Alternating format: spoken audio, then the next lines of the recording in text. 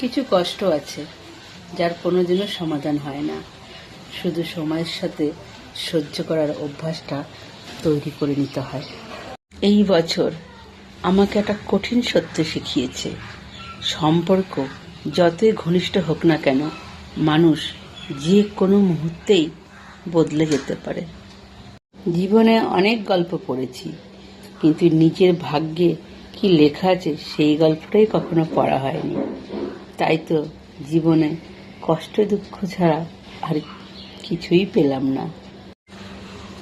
ছোট্ট এই জীবনে আঘাত অভাব দুটোই পেয়েছি, পাইনি সেইটা যেটা শুধু আমি চেয়েছি। তাই জীবনে সব ধরনেরই মানুষের প্রয়োজন আছে।